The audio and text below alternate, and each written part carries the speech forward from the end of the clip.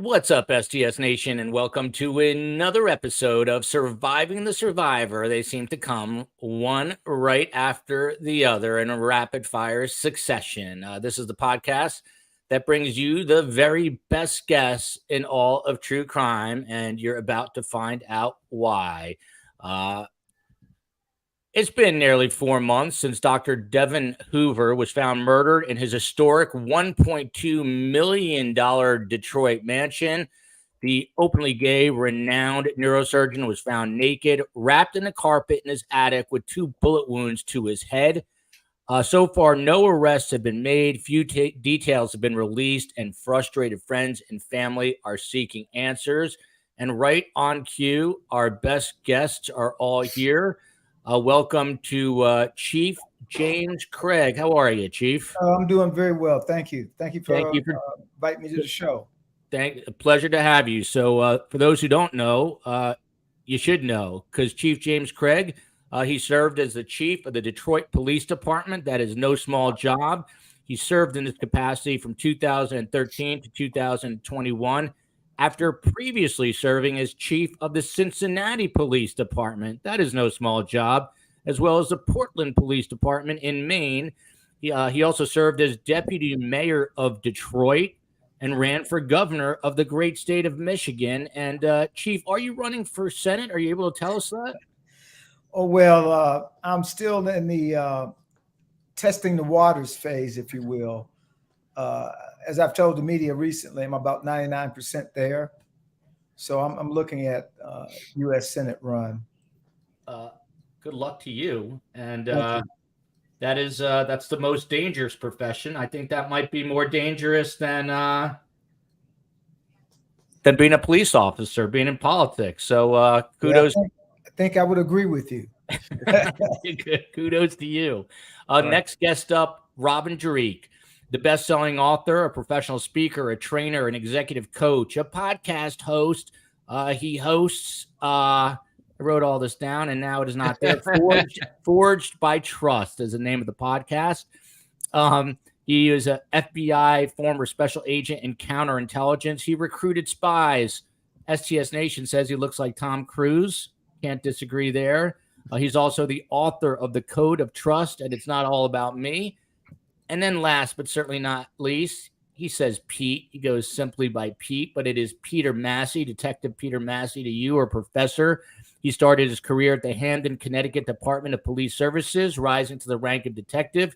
He retired all the way back in July 2003. That's 20 years ago, Pete. After more than 20 years to become the training coordinator for the National Crime Scene Training and Technology Center at the Henry C. Lee Institute of Forensic Science. And he's currently a professor at Kaiser University in South Florida. Welcome to one and all. Appreciate you all being here. And just a quick reminder, we did a fundraiser for Maui, and the news is getting worse out of there. They still say that there's about 1,000 people unaccounted for. The death toll, I believe, rose to 153 overnight.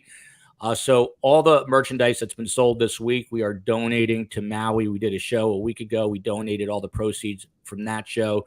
So if you want to help out, all you have to do is click on the merch link at the YouTube channel or our Instagram page at Surviving the Survivor, and we will make sure that those funds get to Maui and get to Maui in time. We're also thinking about, there it is right there, a QR code if you want to donate. And we are thinking of doing yet another fundraiser in the next week or two, because they need all the help they can get. So this story today, Dr. Devon Hoover, is a very fascinating one, a very interesting one. And just to give you the background, and then we'll get everyone's take on this. He was murdered back in April. It's coming up on 4 months. He was shot and killed in his home.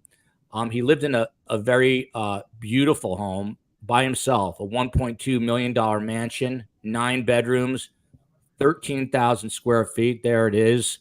That'd be a $45 million home here in Miami. It is in the Boston Edison Historic District. Chief, to you, just to lay the land for STS Nation, the best community in all of true crime, what is this neighborhood like? You know, it's a very historic area. many, many years ago, Detroit's prominent resided there.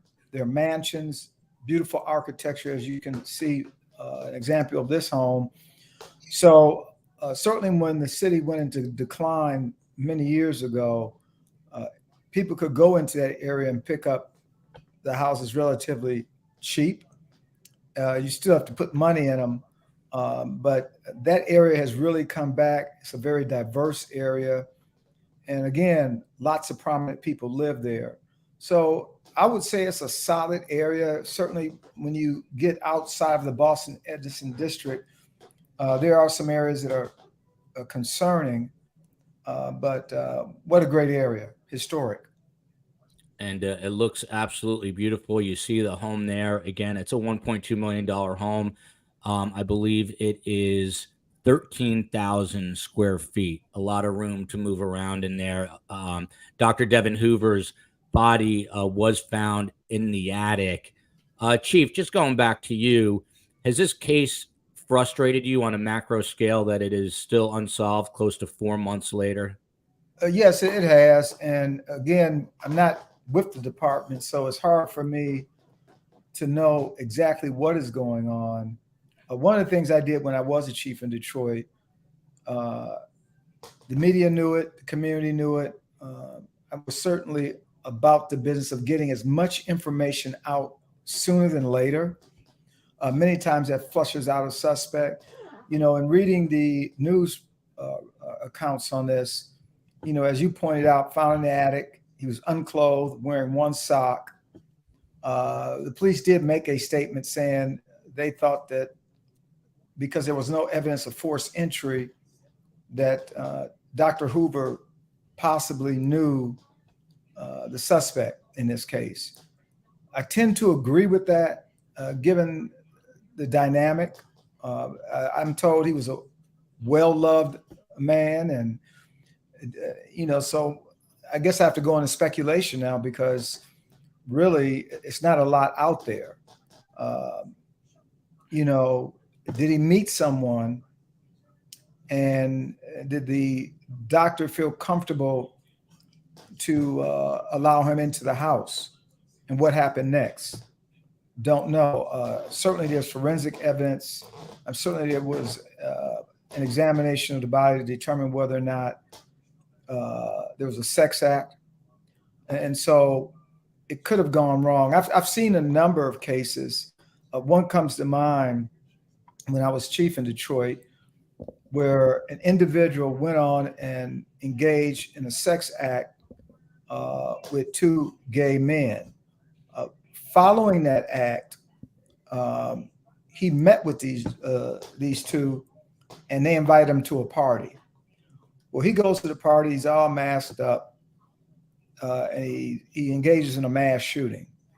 Obviously, he was angry over his involvement in this sex act.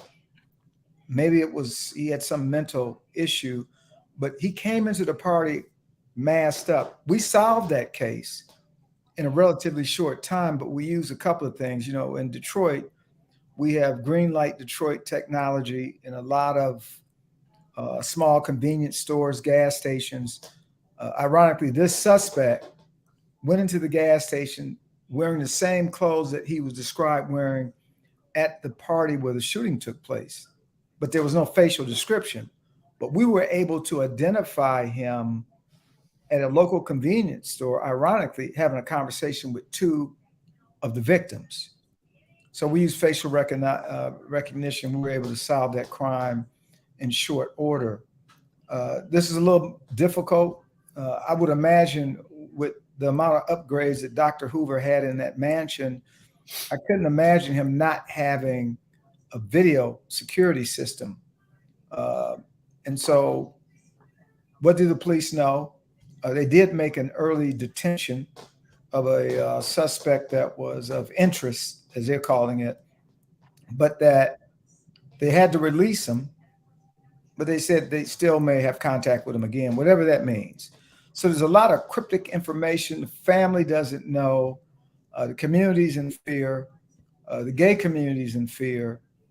And so what's going on. And cases like this, and I think it's always important to give the community regular updates as best you can without certainly undermining your investigation. But you can give more information because it's 4 months, as you point out. It's been 4 months, and it appears that there's no movement. Yeah, the 23rd of this month, I believe, will be 4 on the nose, and it's interesting to hear the former Detroit police chief saying the police department needs to be more transparent. A former broadcast news guy. I like to hear that because it's good to have the information out there, and who knows, maybe the public would come forward. And just to let everyone know, I invited a few friends for different reasons. They shied away from coming on. And at this point, my little soapbox, I think it would benefit family and friends to do some media to get the word out there. By shying away, you're not really helping, spotlight the story. And go ahead, Chief. Well, let me add one more thing, and I think it's important to say, and again, I'm getting this from the newspaper or news report. I guess some of the neighbors indicated that they have not had contact with the police. Now, one of the first things you do in a homicide scene, especially on a case like this, or all cases, you canvass the area. But when you have neighbors saying, well, I've not had contact with the police, that's troublesome for me. Is that a factual statement? Were people not at home at the time that the investigators went out canvassing the area? But that's a concern. And if you miss out on folks, you go back and canvass the area again. That's homicide investigation 101. I was very critical of the Detroit Police Department when I was appointed in 2013, because you may or may not know this, Detroit police had one of the most embarrassingly low clearance rates of any major city. We're talking about 11% clearance rate to homicide. As I got my feet wet and started looking at the organization as a whole, one of the things that I found most troublesome was just the lack of follow-up on many of these cases. It came to my attention that as a matter of routine, sometimes the homicide investigation would not even initially talk with family members of a victim. Now, anybody knowing a shred about doing an investigation, clue one, that family member could give you some key information that certainly could possibly help move the investigation along. And so, but again, that's not the department I left. Certainly, we took it to another level. We did a phenomenal job at starting to clear cases. And one of the ways you clear cases is having relationships in the community. It's no secret. Most of these cases are solved by people that are willing to talk to the police. Was that the problem, that people feared retribution, so they did not talk to the police? Absolutely. When I came in, that was the number one issue. And so because I was transparent, I worked very closely with the media. The community started warming up, became confident that this is a police department I can trust. So many times I'd get on and do a news briefing. I might say something like, we know who you are. Best thing for you to do is turn yourself in. Phones just start jumping off the hook. So I believe in this case, somebody does know. The family believes that. But it's been 4 months on a case like this, and there may be more movement than we know about, but how come we're not updating the public? And when I was in media, we would run into a similar issue. There were just certain neighborhoods you would go to, and they would not ever speak to you for fear of retribution. It's interesting to hear that they also would not speak to the police. Raul Thomas, law enforcement had a person of interest, but he was released. I'm sure that will be discussed. The chief already mentioned it. We're going to circle back to that. Pete Mass here, retired detective. What do you think of hearing the chief say that there's only an 11% clearance rate in the great city of Detroit, great state of Michigan? Not very impressive number there. That was in the beginning. I just want to make that point. In the beginning. when he first got researched it, and Detroit had a huge turnaround under the chief. It's one of the things I researched. Thank you. Impressive. Hugely impressive. I appreciate that. But Pete Massey, you're the detective. Hearing that, did you run into similar problems as a detective in terms of trying to get information while canvassing neighborhoods? Look, people are always either very willing to give up information or not very willing to give up information. We touched upon something very early on in that this is what I believe to be a community killing, the LGBTQ plus community. And in order to get information from the community, you need to have, as the chief said, ties to that community. Well, police generally have ties to neighborhoods, but they may not have ties to the LGBTQ plus community. That needs to be looked at, as well as going back, as the chief had so eloquently said, name on canvas. I mean, there's nothing more simple than that. And it's just not a very good job, very unprofessional. Shout out to Asian American Legal Focus. Go ahead, Chief. No, I was going to say, Detective, that's a great point. And what's interesting about that point, one of the things I did, because there was no relationship with the LGBTQ plus community, we started having regular meetings. And then we had a serial murder case in Detroit where the suspect would target sex workers, and in some instances would target trans sex workers. So what I did is I met with a sex worker, a trans sex worker, because I wanted to make sure that community felt comfortable talking to me, because this suspect had the same MO. And I got to believe there were surviving witnesses. And by going to the media, going to and having conversations with the community, that community, guess what happened? We uncovered the suspect. And had we not had that relationship, had I not took the extra step to make a strong appeal to the sex worker community, and all of us know that the sex worker community doesn't always have a cozy, trust-based relationship with the police. And so, but if they know that you care and there's a strong willingness to go in there and work this case, they will talk to you. And that's what happened. Exactly. That's what happened. It's as simple as that, showing the community some love and you get some back and you get some answers on top of it. I was just going to say Asian American Legal Focus, not only a friend of the show, but a best guest. She is all over the Dan Markel murder case, the FSU law professor who was killed by a hitman, the two hitmen convicted, the middle woman convicted and in prison, and Charlie Adelson, the ex-brother-in-law, is set to stand trial. He has a hearing on Friday, and we are pleased to say that we will have Ruth Markel, Dan Markel's mother, on next week, joined by some other best guests to talk about what happens in court this Friday and where the case stands heading into the trial in October. Question from I'm Not T-Pain, a big friend of the show. We'll answer this in a moment. How did the suspect or suspects gain entry into the house?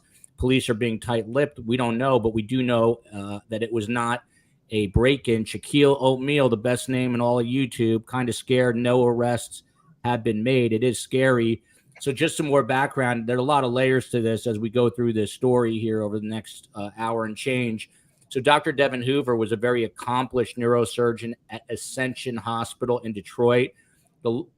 His loved ones have come out and said they are no closer to finding the person responsible. And again, keep in mind, the 23rd of this month will be 4 months. Back on April 23rd, officers conducted a welfare check at that Boston Edison Historic District home, and they found the body of the 53-year-old doctor wrapped in a sheet in a crawl space.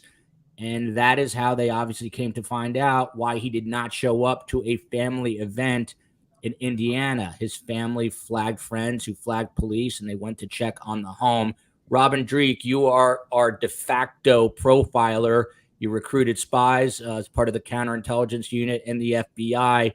Does this sound to you like someone who knew Dr. Devon Hoover, someone possibly from the LGBTQ community, or someone who did not like that community? Yeah, what everyone's been saying 100% on everything, and likelihood that it's someone that knew him, the stats are there for it, hands down. And also the fact that that community is targeted 4 times. They're 4 times more likely to experience violence throughout their life because of that kind of targeting. And I can't emphasize more what the chief was saying. I've been on so many shows lately where people want to know about DNA. They want to know about cell phone tracking. They want to know about all these things they're seeing on the CSI Effect on TV. But it still comes down to really, really simple things like you just said, Joel. Relationships. You have an open, honest communication and dialogue with people. You dive deep on their context. Like the chief was saying, the sex worker industry, I think the stat is, I think it's like 90 to 96% of them have been trafficked as children to begin with. So they're already victims. So they're already feeling disenfranchised. What a great community to, one, reach out and try to save to begin with, but also, like I said, make them feel safe. See them for who they are. That way you have that dialogue so you can see and get all these great information that you need to solve these cases and crimes, because it's out there. This person did not live in a vacuum. I think one of the things that'll probably help us in this case, hopefully for law enforcement, is that he seemed pretty open with his life, because a lot of times what makes it challenging for investigators is when they have a very large, well-kept secret life. We all have secret life, that place of shame that no one wants anyone else to see. The less amount he has and the more transparent he was about that life, the easier it be to track in on who it was that, took his life, sadly. But it's relationships, 100%. And then the only other thing we're all kind of talking about, when I first saw this case, literally for the first time in any of the cases that I've been looking at with you and other folks, I looked at, because I was really curious, the caseload. As the chief was saying, it's good seeing the chief too, because I've seen him in so many videos in the last couple of hours doing the research. But the neat thing is that how he turned around that city and how he turned around that department, shows leadership in those key critical areas. So leadership's key on this as well, about what's coming down from the top of caseload, and it matters. So if you have a group of individuals, small group of individuals that's overwhelmed by cases, one, if leadership is saying we need numbers, just make numbers, you're going to go with what's the low-hanging fruit on making the numbers. And if something's a little more challenging, it's going to get pushed off to the side. Not saying that's what's going on, but when we take all the human factors into consideration, not just the victim and the assailant in this one, the murderer, but all the other factors that make these things happen, we have to take in the totality of the department, the leadership, the relationships they have, and also the demands that the city's putting on them, the chief and everything else for stats, numbers, collars, all these things play into decision-making processes. Mm-hmm. Robin Treek always comes with the receipts, as they say. Karen D, Chief Craig, my favorite Detroit girl here. He's got his fan following already. Spitfire. Please, Robin certainly looks better than Tom Cruise. I insulted him with the Tom Cruise analogy. Awesome STS Nation panel. STS really does have the very best guests. Someone's asking, why are we on early? Well, every week we're going to do one early show, either Wednesday or Thursday, because we are, in fact, a global show. Have people on, I think, all 7 continents, at least 6 of them for sure. Aster says, who is from the UK, I've left my DNA on the like button. Another person says, love Maine from Salsa Sam. Peter Massey, back to you, and then back to the chief. So, Peter, medical examiners confirmed that the doctor was shot several times. In fact, it was twice to the back of the head, to be specific.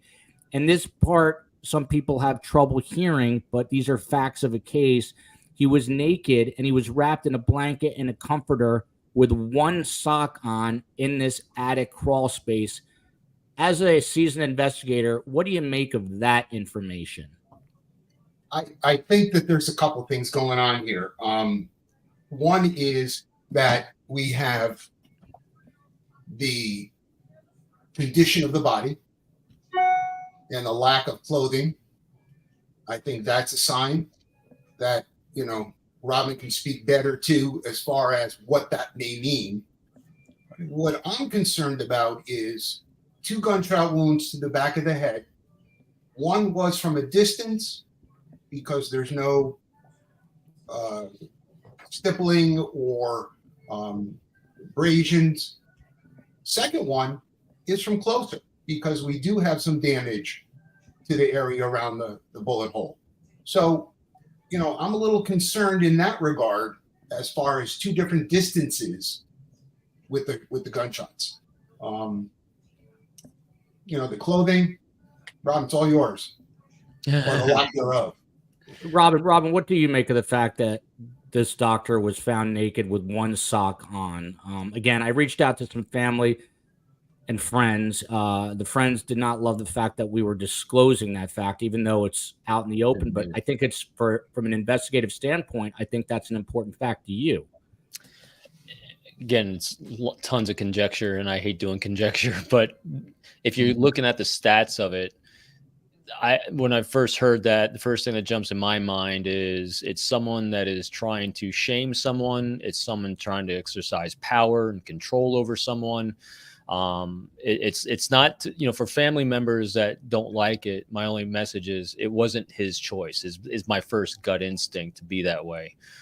Because it's someone is trying to exercise power and control. Again, if you're looking at the stats about why someone commits a murder like that, dispassionately, just because you have the gunshot wounds to the back of the head rather than any other method of murder. So it's someone that didn't want to get up in someone's grill, as they say, through strangulation or something else, or even something point blank. So it just gives us kind of a pseudo profile.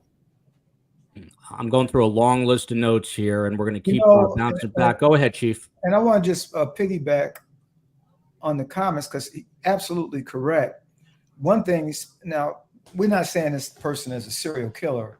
He may show up again. Yeah, one thing I have found with serial killers, they like leaving their brand, their trademark. They do things the same way almost invariably. And that was one of the reasons why we were able to find that one serial killer who targeted sex workers, because he always choked the victims from behind, every single one of them. And the vast majority of them, he would lure them into a vacant dwelling. And if you know anything about Detroit certainly had its share of vacant dwellings. And so that was a place of opportunity for this suspect. But this guy, if he did this, there is a possibility. Is he a serial killer? Is this the beginning? And one thing about some serial killers, and what I've seen, I know when I was in Los Angeles, we had a serial killer dating back to when I was working as a plainclothes officer in a vice unit. And this suspect targeted sex workers who walked up and down the street called Figueroa. And he'd kill, he'd wait 6 months, 8 months. At one period, he went as long as 5 years. Very methodical, same MO. And frankly, we arrested him after I left the department. It took us 20 years because he was patient. It wasn't back to back. I mean, that was this person. And then come to find out, he worked for the sanitation department for the city of Los Angeles. And he lived a block off of the Figueroa corridor where the prostitutes, where the sex workers worked. But he took his time. And sometimes serial killers are like that. We're seeing that right now out on Long Island with accused serial killer Rex Heuermann, 13 years. And I think the cases could date back 30 years, if not more. Yes. Yeah. Shout out to Frankie Figs, friend of the show. Robin, right back to you on this. You would think the condition in which he was left, which was naked with one sock, was to humiliate him. But then why hide the body? That's an interesting point. Is that just to protect the killer? What do you say? Maybe. The one sock thing, maybe. If you get, so what you do is you take all these facts and data points and see if anything else around matches, anything like that, especially the one sock. It's a little unusual, but it could have been from fall off while you drag the body too. Sorry to be crass about it. Why wrap the body? Well, if you're trying to, one, depersonalize it because you can't stand to look at it, what you just did, hence you 2 gunshots to the back of the head. That's also conjecture there, but also maybe the thought process in a very rudimentary way, hide the smell for a little bit longer, give you time to do something else. I mean, who knows what goes through the mind, but I just look at the nakedness first is the real control thing I'm looking at. Michelle, shout out to Mish, big friend of the show, in Cape Town, South Africa. Lest you think we are not a global show, then just to embarrass Robin Dreek more. Another one, Mr. Dreek is better looking than Tom Cruise and much more intelligent, definitely more intelligent. I will give him that. This is the merch store link right here, everyone. If you want to donate to the great state of Hawaii, this is the link to do it at. So, and by the way, right in the news this weekend, a store owner in Lake Arrowhead, California, not part of the LGBTQ community, but supportive of it.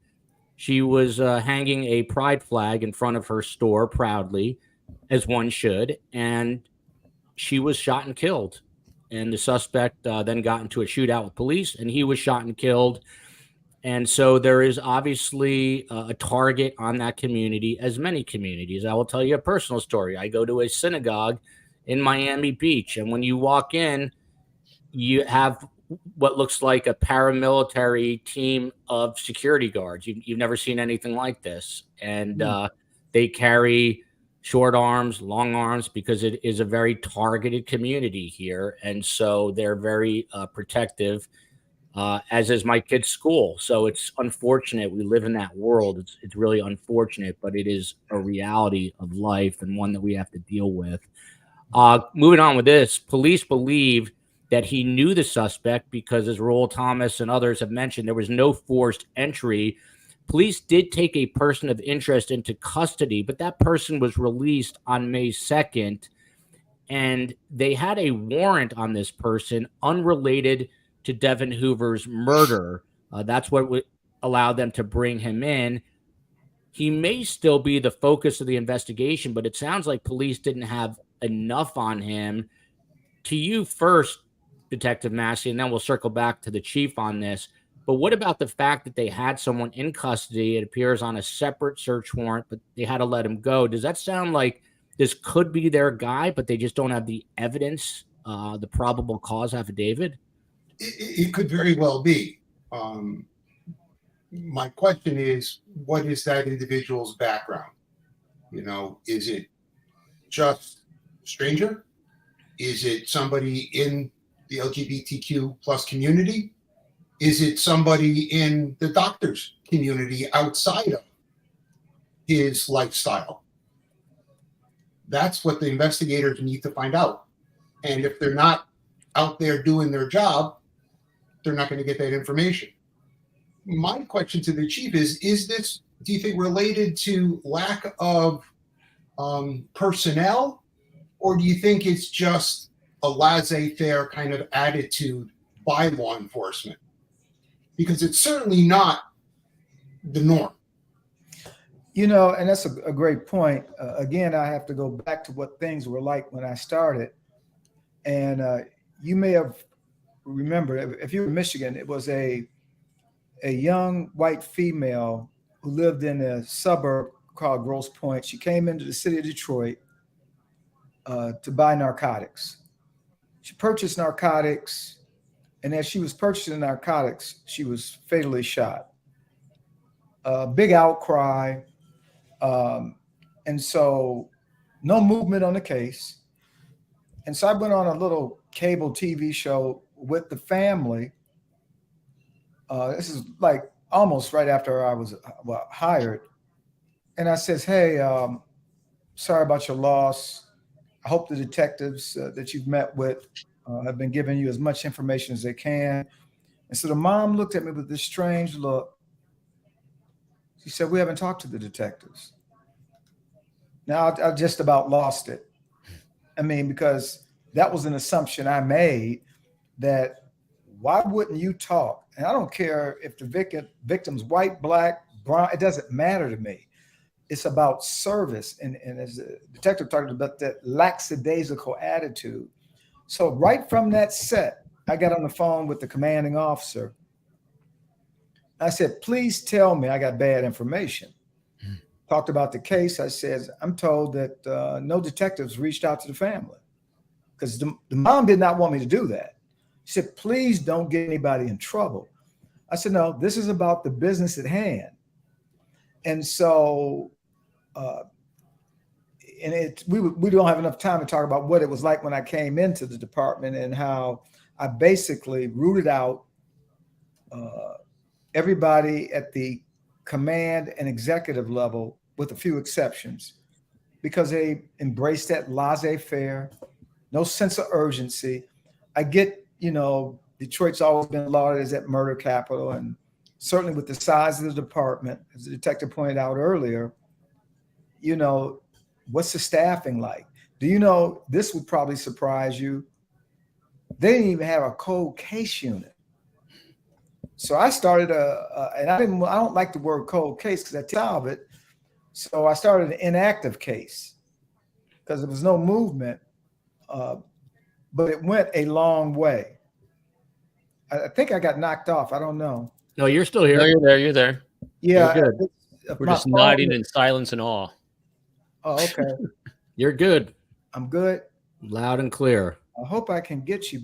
I can see. Oh, got you back. Good. All right. So that was an example of just this laissez-faire. The bosses, they were more concerned about going out playing golf, and so I changed the whole. I mean, we would have weekly just homicide briefings. I'd come in and get every detective from every table that they work to get updates on cases. And so they knew they were going to get questioned.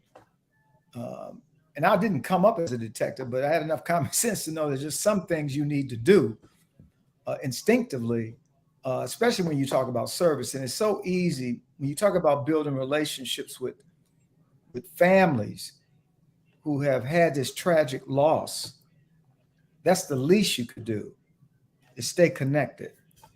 And so I just hope that the department hasn't regressed, because as soon as I read in the paper or in the news report that some in the neighborhood questioned whether or not the area was canvassed, I hope they did canvass. Let's hope so. Hard to believe that a city with the crime rate that Detroit had did not have a cold case unit. Did not. Probably never a good thing to get a phone call from the chief. That commanding officer probably didn't have the best day that day. Ann Chapman. He had a bad day. Ann Chapman says, I'm from Michigan. The story was in the media initially, no mention for months. Thanks for covering the case to keep attention on it. Like I said, we tried to also invite some family and friends. They declined. Brianna CC, his patient spoke very highly of Dr. Hoover. That would be an obvious other group of people to look at. Unfortunately, you always hear stories in the news of a former patient walks into a hospital, opens fire, but by all accounts, he was very beloved as a physician. But I'm sure, well, I would say under normal circumstances, I'm sure they're looking at that. Now I will say, I hope that they're looking at that.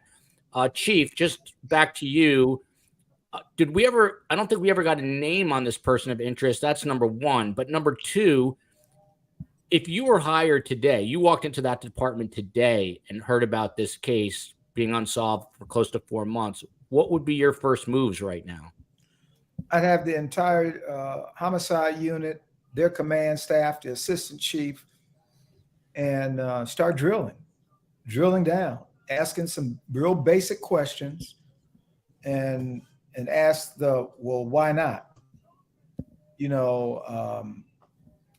Because even if, I hope that when this came out in the news about the canvas, I hope that was a clue to the chief.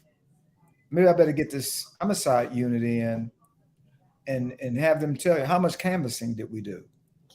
I mean, they keep logs. I mean, it's not like that's something they can fabricate, but I would hope that would be the least that they would do. And you bring up a good point. What about patients? He was beloved, but what about that one patient? Not certain. That's always a possibility. I mean, you have to let the, as I've learned from the best investigators in the business, including Phil Waters, every Friday, he's investigated over 400 homicide cases with close to a 95% clearance rate. He says, always let the evidence lead you. Don't lead the evidence. He's an amazing investigative mind. And I know he'd be saying that right now. He would leave every option on the table open. 100%. Yeah. Peter Massey, back to you. The night, this is interesting, the night before the funeral, possibly the morning of the funeral for Dr. Devon Hoover, the house was broken into. They broke in through the window of this 12,800 square foot home. Police never actually said if anything was actually stolen. Is that a weird coincidence, do you think? And I know there's speculation obviously involved. We don't know all the facts, but do you think there's a possibility that the killer may have come back, and I can have Robin answer that too, to maybe, I don't know, get some evidence out of there? But that seems weird that the morning of this funeral or the night before, the home is broken into. Peter? Well, a couple of things there. One, it's not uncommon. People do read the obituaries to find out if there's a funeral, and they go hit the house on a burglary. Right. So that's one issue. Could they have come back? Absolutely. For what, I don't really know. Again, presumably they cleaned up this crime scene prior to the welfare check from law enforcement. As far as we know, we don't know what the scene looked like because, as you had said, there's limited information coming from Detroit PD. I'm looking at this from a bigger perspective in regards to clean up the condition of the body, not so much from that burglary or that at least entering of the home. I think that's probably separate from the actual homicide, but Doc, you're better off again at the behavioral side of things. Robin Dreek. So on that note from, I can't even pronounce his name, but is it a money matter? You always have to look at money as a motive. Killing, or was he murdered by someone he knew? And hearing about this break-in, what do you make of those pieces of the puzzle, if anything? I'm with Pete on the break-in. You don't know. It's, I'm not coincidences generally aren't coincidences, but the non-coincidence here is a lot of times people do troll the obituaries and funeral times and stuff like that. It's easy enough to do, though. If they did a good job with the evidence collection, they got a baseline of what it looked like before and after, so they'll know what was taken. They said nothing was taken that they knew of, so hopefully they did it in a good, thorough way to analyze that of things that mattered. But again, conjecture on that point. What was the other thing, Joel? That's a great question. About money as a motive? Oh, yeah, money. That always pops in your head just because it seems to be the great motivator of everyone. Everyone who's got an insurance policy seems to be a really high target for people these days because people have no skills to go to work and actually make their own money. So if it is, then it's definitely, I think it's someone's closer known. But it's curious, boy, I'm still just kind of hung up a little bit on the method, 2 bullets to the back of the head. And I didn't know that, Pete, about one close and one far away. So it almost makes me think of someone, if you're looking at the stats, you're looking at all these things, someone that knew this person, but I wonder if someone was co-opted, someone was hired. Boy, tons of conjecture on that one, but it's someone who definitely doesn't want to be close in on this. Money, it depends on if he's got anyone in the will. He lived alone. He was solo, and he's got lots of brothers. He's got lots of sisters. His mom here's the other tragic thing. The mom passed away just a couple days after. Yeah, as well. Yeah. Very sad. So again, if someone could benefit financially, that's always in there, but it's because who knows, since he lived alone, whether that's the case or not. And Robin, that's sort of the earmark of an execution style killing, which could be a hitman, right? A close shot to the back of the head. It just sounded that way, especially when you got one far away and then another to go up close to make sure. 2 different distances. Yeah, I know, but you got the nakedness, which says a little bit more personal, where you're looking for the shame aspect. Again, you got a lot of things in there. It's like he got a little bit of oil and water in there. Yeah. You know, one aspect leads one way. You're right. And, oh my goodness, you got this other aspect that is just totally taking you in a totally different direction. I'm totally with you on it. It's why it's kind of it's a puzzle, and then it's just a puzzle again. But I think the overarching thing, though, that I think we're all agreeing on is we all think if we're playing the odds, it's someone he knew, or at least someone who knew him is a bit more accurate way. Right. And this case is stumping some seasoned investigators. Chief, I'm curious. We have a majority of women in our community, which I can't complain about. From I Am Not T-Pain. Do you think social media played a part in this crime? Did Dr. Hoover possibly meet someone online and that person planned a possible robbery gone wrong? We have a case out of Maryland where a woman was bludgeoned to death on a hiking trail where some think maybe she was stalked on social media. But Chief, I'm curious, social media has really, people are glued to their phones. They're on Instagram all day or Facebook. Has it made society more dangerous because now predators can actually track you in real time almost? That's a great point by the viewer. I know that one of the things I would have expected doing this investigation, certainly we look at all of the Dr. Hoover's social media accounts and get into it. I mean, did he have a social media, a dating app? Don't know. But those are the kind of things you do when you go in and really do a forensic look at the computer, which can also be a lot of valuable information from that. So yeah, absolutely could have played a part. And certainly to your women viewers or men viewers for that fact, yeah, you have to use a lot of caution when you're meeting strangers over the internet, because you don't know who these folks are. You just don't know. And you'd be surprised the number of people that use this as a platform. Back in the days when people used to go to bars and pick up people, they don't have to do that. Just open their phone up and go to an app. Look at a profile. It may not be even a profile of a potential suspect. Give them the information. They come to your house. And so always a bad move. But yeah, absolutely is a possibility. And I hope they check that. Yeah, we covered a case recently, and we had a guest on who helps find missing kids, missing girls, missing boys. And he said that the predators are now in your child's bedroom if they're on those tablets. They used to be out on the streets. Now they're literally in that bedroom when you close the door, which is a very frightening thought. We're going to get back to this from Frankie Figs, obviously a big friend of the show. Does anyone know why he claimed to be scared in that house? COE, can we bring up the Detroit police quote? Not that one. And we'll come back to that one. But Detroit police, here we go. There are no new developments in the case, said Sergeant Javaris Reed of the Detroit Police Department Homicide Division. Evidence for the case is being gathered daily and reviewed. These types of cases take time to prosecute. We must be able to prove beyond a reasonable doubt that the person responsible is guilty.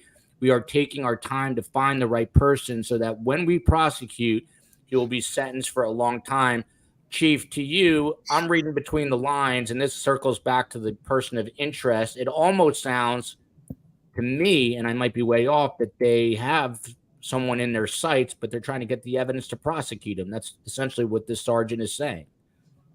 They may or they may not. So they're putting out something, but what did that statement say? It didn't say a whole lot. We don't need to go into what we need to do. We need to take our time. Look, there's a lot of value. We all know about the show, The First 48 Hours. Homicides certainly are easier to solve within the first 48 hours than 4 months later. It's just, I'm not saying they can't be solved, but it's just, evidence is fresh. You get word out on the street. People start talking, and, periodic, the department has to put out information, and when I talk about this case, and this is a high profile case because of his notoriety as a renowned neurosurgeon, but I apply the same effort to any of these cases. Because one thing the police will be accused of, well, they're only doing this or putting this much effort, especially if we solve the case very quickly. People say, well, they had the whole homicide unit working this one case, and my son was murdered a year ago, and it was never solved. And so that's a balancing act that we must always do. But I treat every victim the same. They're all important.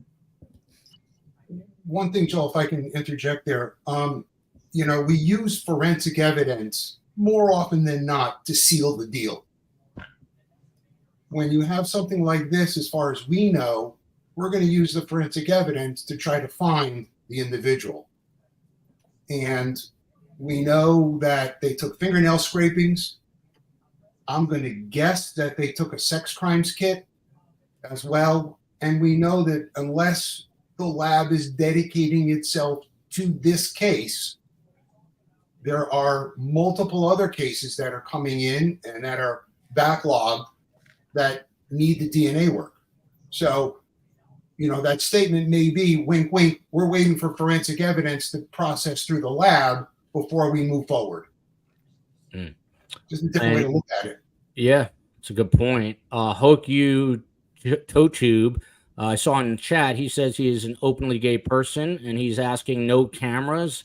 This is a mansion. Technology evidence, where is it? If they have it, we don't know, but that is because police are being tight-lipped. Abby Taha, a friend of the show, said, do her eyes deceive her? Is that really Chief James Craig? Yes, it is, because we get the best guests in the business, and he is here.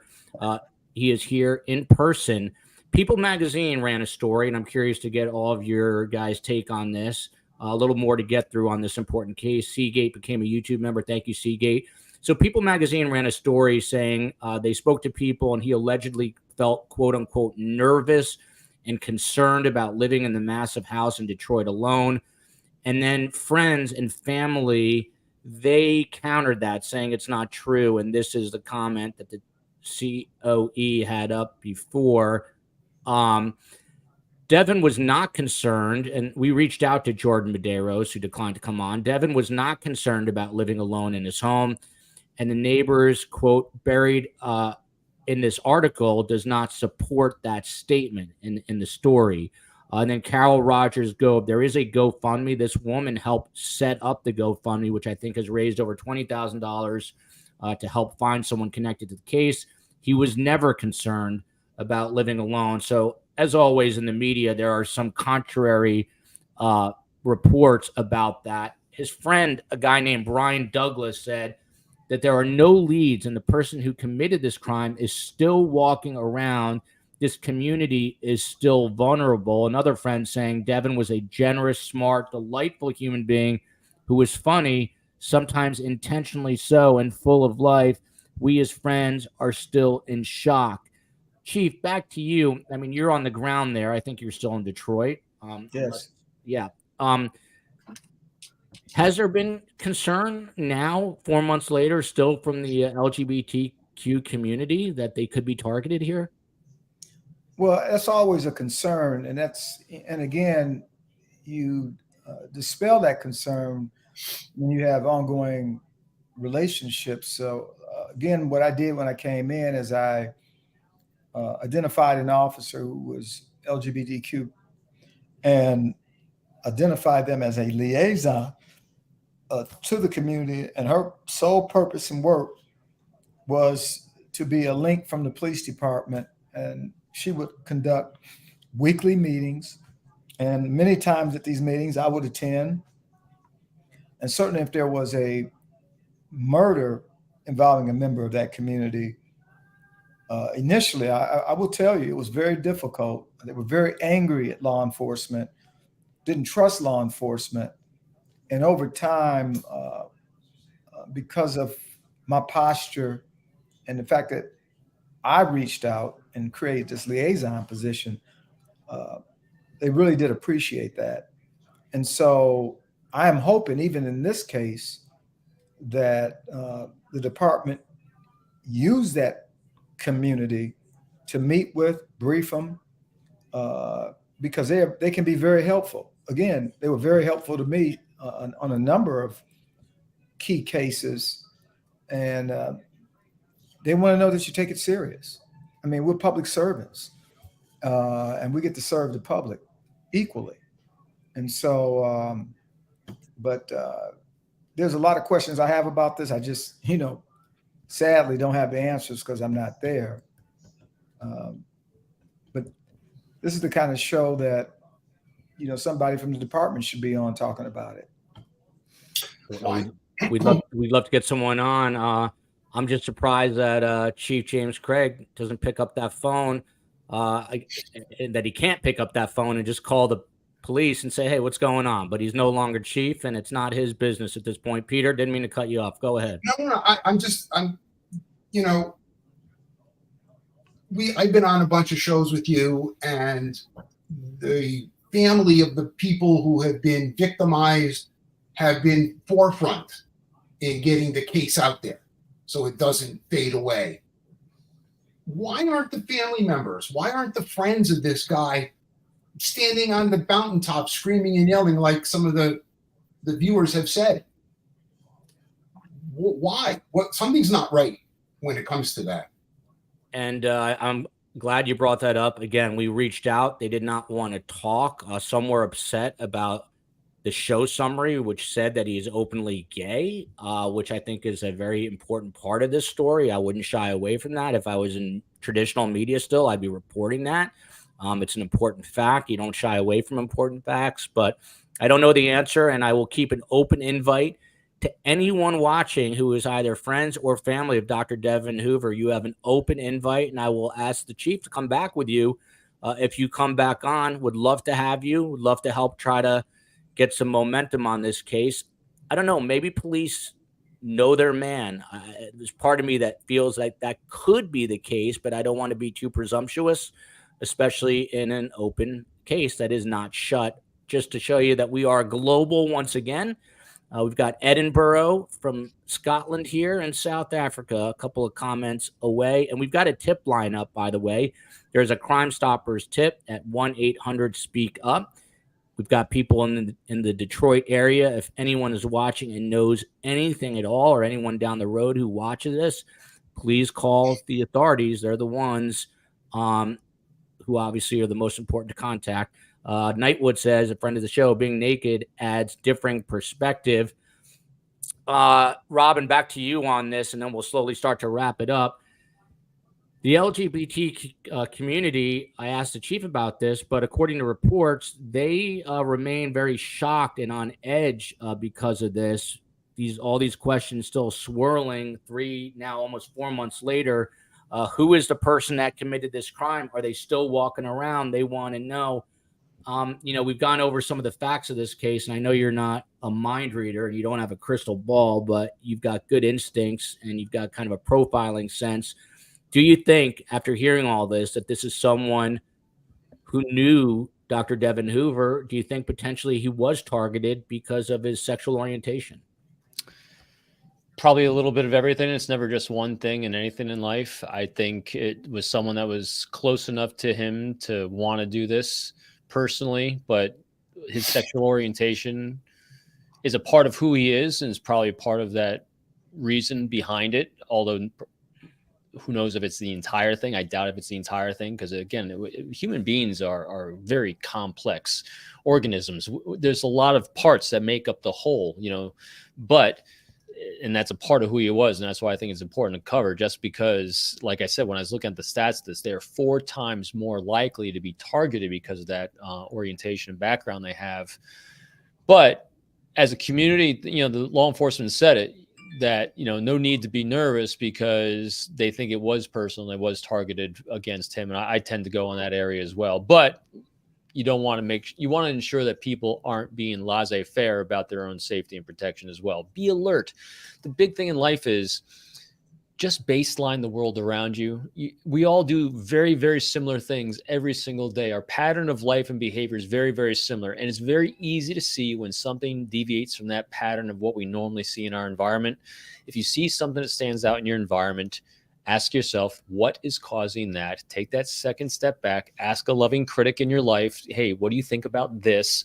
And just slow down, never be in what we call in aviation, never have an emergency takeoff, because they always create an emergency landing.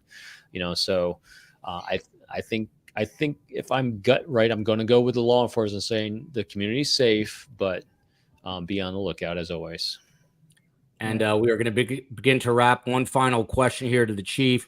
I mean, unless you have a glaring suspect, this is more of a comment, these types of cases can take up to a year to solve. If you think back to the Brian Koberger case out of Idaho, accused of murdering those 4 college students, everyone was up in arms that they did not have a suspect, but they did their due diligence and they got him relatively quickly. Are we being too hard on police, on the Detroit Police Department, Chief?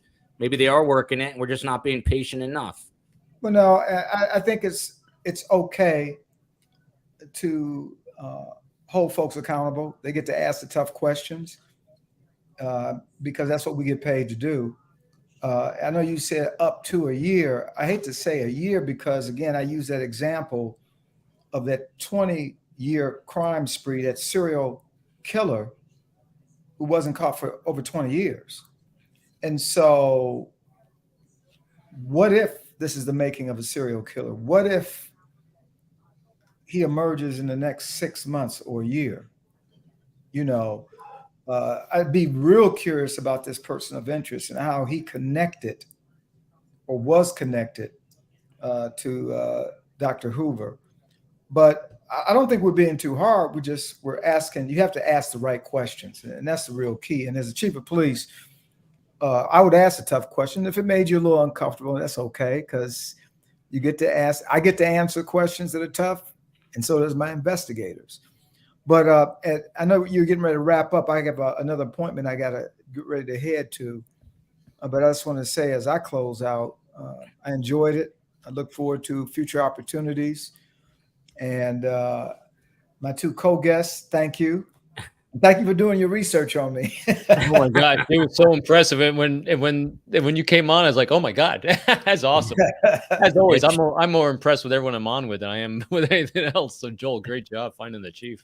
Chief, thank you. One question to you: will you come back on a different case or this case as a best guest? I'll come back on a different case. I'll come back on this case. I'm always willing. There's a local reporter. Actually, ironically, I was speaking to him earlier today. He's doing a story on that serial killer, the one that was targeting sex workers. And he has some concerns. I was in the news a lot on that case. And as I pointed out earlier during this segment, I met with sex workers. I stayed in front of the camera and we ended up flushing them out. Good. But it came because we were able to talk directly to sex workers who were surviving victims. Yep. Same kind of attack. He just the one that was a key witness for us. She fought and she got away. Same MO. So, but absolutely, I'll come back. Yeah, and kudos to you for turning around the department. And next time you come back, don't get too big for us. I'll call you Senator Craig. Don't worry. I'm always available. Pleasure meeting you. Have a good day. You too. Thank you, Chief. Nice meeting you, Chief. Seems like a great guy. That is James Craig, the former Detroit Police Department chief, the former Portland, Maine police chief, the former Cincinnati police chief. Peter Massey, those are pretty big positions to hold, right? That's pretty impressive. Very impressive record. Very impressive record. We bring you only the best guests at STS. Speaking of Peter Massey, he started his career at the Hamden, Connecticut Department of Police Services, rising to the rank of detective. He retired in July 2003. He's currently a professor of instruction at Kaiser University. Here's a weird story, Peter Massey. I was in Serbia this summer visiting my mother's hometown where she was hidden during World War II. And my mom's friend we were having dinner with, a young couple comes up, Peter Massey. There's a point to this story, I promise. And always is. They were very fit and in what looked like tennis gear. And I'm curious because I played some tennis and they were related to my mom's friend. And I, of course, being the journalist that I am, said, who the hell are these people? And I come to find out that the guy, and now I'm blanking on his name, it's Ivan, it'll come to me. He is the number 75 ranked tennis player in all the world, ATP number 75 in the world. And his girlfriend plays tennis for Kaiser University, comes full circle. And she comes from Serbia to West Palm Beach where they have a campus, and she plays tennis on the Kaiser University tennis team. So from one Kaiser person to another, that is my summer story. Pete Massey, PJ's Art says, get that router. We just had a guest. I can't remember who it was, and I'm embarrassed, but they said that arguably the most important thing now in an investigation, I think it was Joseph Jackalone of the NYPD, if my memory serves me correctly, and it probably doesn't. He says that the router now is one of the most important things you can take out of a home. Do you agree with that? Yeah, I mean, you think about it, everything is going through my router here. So all of my information, all of my contacts, all of my IP addresses are all registered on the router going out and coming in. So yeah, that's like your cell phone, as they say, check that router. By the way, the COE is making fun of me. Surviving the Survivor, best guess in true crime. Fun fact, Joel still holds, I'm a very mediocre tennis player, but I willed myself into greatness in high school. We were 3-time state champs, county champs. And I had a record of 96-4 over 4 years in high school. And that win record will never be broken, I don't think. Our high school is like 120 years old because every other sport, they only play 10 games a season or whatever, football or basketball. So I have a plaque where I look like 7 years old, prepubescent in high school, hanging on the Hall of Fame at Highland Park High School. And as the COE says, I had big feathered hair parted in the middle, and the COE says it is from 100 years ago, 1987 to be precise. But Peter, any closing thoughts on this case, Peter? I think it's a solvable case. There you go. That's all I wanted to hear. Robin Dreek, he is a best-selling author, professional speaker. He's working on another book. He's a trainer. He's an executive coach. He's a podcast host. He's a husband. He's a Marine Corps officer. He's a retired FBI special agent. He is Tom Cruise's body double. He also looks like Mark Harmon from NCIS. He also recruits spies. He's also author of The Code of Trust, and It's Not All About Me. He also has a website, peopleformula.com, and a YouTube channel, Forged by Trust. Robin, what don't you do, man? Sitting around here, I don't think I do much. I research all these amazing cases when they come in, and I get to meet amazing people on the show like Pete. Oh, my gosh. I sit here in awe every day when we do these things. So thank you. You know what? I love doing the show now because of that. I get to meet really smart minds. I would not want to call from the chief if I was working underneath him, but it sounds like he really did.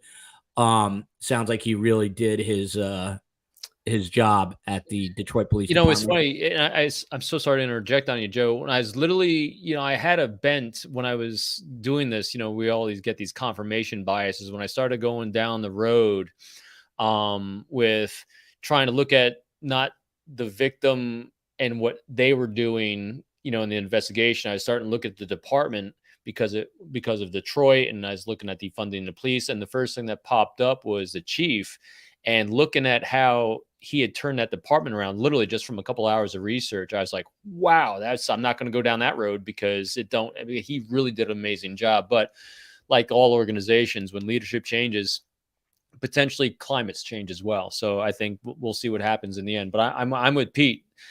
It will be solved. Better yet, it can be solved. I think just because there's a lot between technology they can do. We haven't even talked about the possible cell phone baselining they could have done going into that house at the same time periods.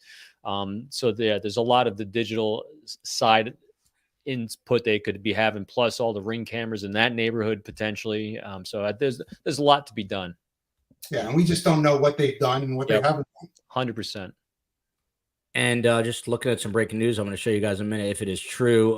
Thoroughly enjoying all four of these gentlemen. I am not T-Pain. This comes before all breaking news. Joel, did you wear shorts with long white tube socks when you played tennis? Yes, I did. Yes, I did too.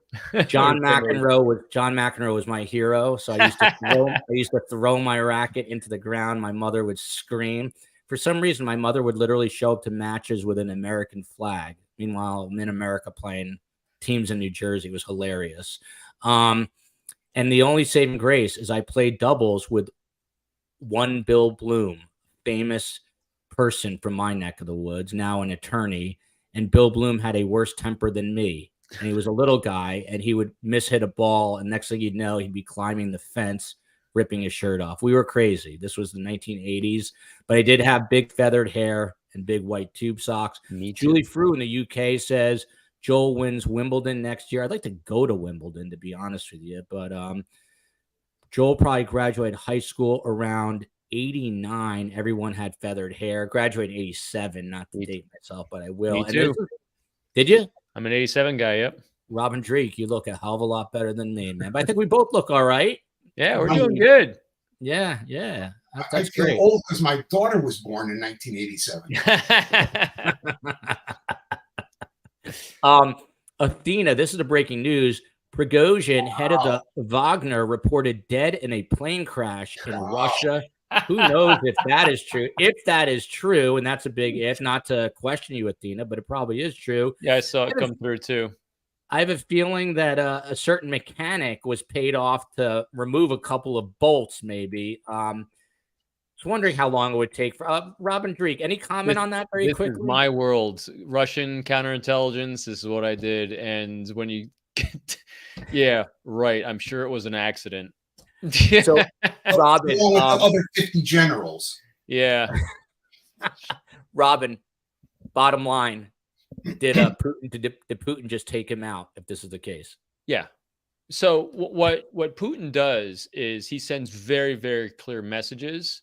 And the fact that he wasn't poisoned by like depleted uranium is more curious. They must not have been able to get close enough to him for that one, and it would have taken too much time. This is what he normally does as a tyrant, is he sends very clear messages to people who might want to try the same thing.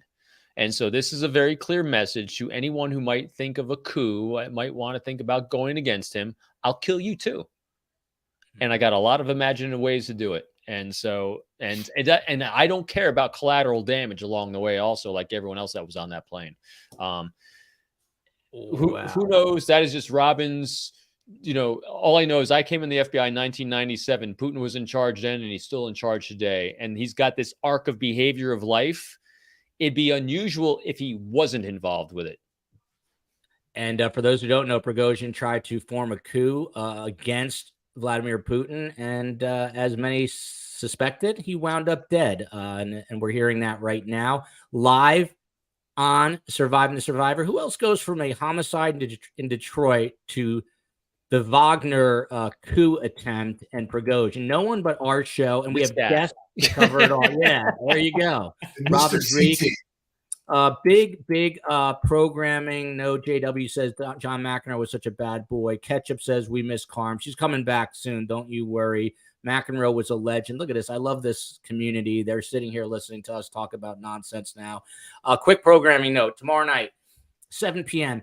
Eastern time. Google this name, Thomas Hazlitt Jr. He is a disturbing guy. He had a woman held in a sex dungeon outside of Kansas City. Now people fear he is a serial killer. We are examining that tomorrow with Lieutenant Lisa Daddio of the New Haven Police Department, not far from Peter Massey's old stomping grounds, and also Detective Phil Ramos of the Las Vegas Police Department. And we're going to get one other person on that panel.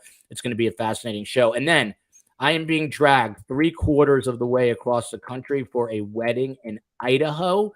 So no live show Friday, Sunday, or Monday, but we're bringing you Surviving My Biggest Case with some of the coolest law enforcement officers out there. I am not T-Pain says freaking Russians. They're not all bad, but Putin probably not. You think Putin's going to lose any sleep tonight, Robin Drake?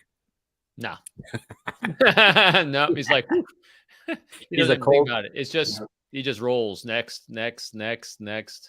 cold, calculated killer. Until then, love you, America. Love you, South Florida and Connecticut. Love you, Virginia. Love you, Maui. Love you, Detroit. Till next time. Hang on, guys.